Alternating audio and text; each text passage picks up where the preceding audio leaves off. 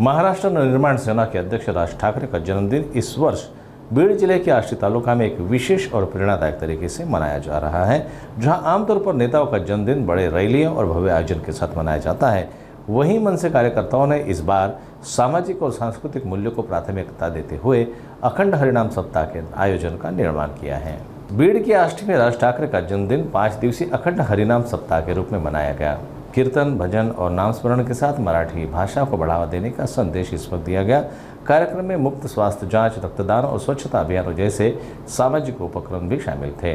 पारंपरिक राजनीति से अलग इस शांत और सामाजिक आयोजन की स्थानीय स्तर पर सराहना की जा रही है।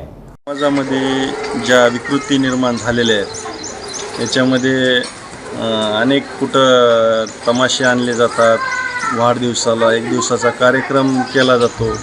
ह्याच्यातून तरुण पिढी जी आहे ही बर्बाद होत चाललेली आहे। तरुण पिढी ही व्यसनाधीनतेकडे चाललेली आहे। त्याच्यामुळं आम्ही माननीय राजसाहेब ठाकरे यांचा वाढदिवस ह्या सप्ताहाच्या निमित्ताने साजरा करून एक वेगळा संदेश देण्याचा प्रयत्न समाजामध्ये करतो आहोत आणि गेले 2 वर्ष हा प्रोग्राम सातत्याने चालू आहे। याच्यामध्ये तुम्ही पाहिलं असेल की आम्ही मातृभाषेतूनच शिक्षण घेतलं पाहिजे, मातृभाषेतूनच शिक्षण घेतलं पाहिजे हाही संदेश या ठिकाणी आम्ही दिलेला आहे।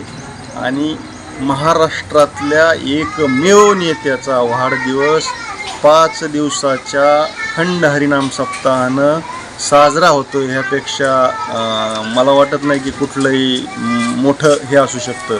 आणि या ठिकाणी किमान गेल्या 5 दिवसापासून कमीत कमी 5 ते 10,000 लोकांना या ठिकाणी आम्ही अन्नदानाचं नियोजन केलेलं आहे। आम्ही ह्याच्यामध्ये मातृभाषेतून शिक्षण घेतलं पाहिजे हा महत्त्वाचा संदेश दिलेला आहे। जे इंग्रजी माध्यमाचं फॅड या ठिकाणी आलेलं आहे हे कुठंतरी बंद झालं पाहिजे आणि मातृभाषेचं महत्त्व या ठिकाणी वाढलं पाहिजे। ज्या मातृभाषेत आपण वाढलो त्या मातृभाषेतूनच शिक्षण घेतलं पाहिजे। कारण यापूर्वी मातृभाषेतून शिक्षण घेतलेले IPS IAS अधिकारी झालेले आहेत।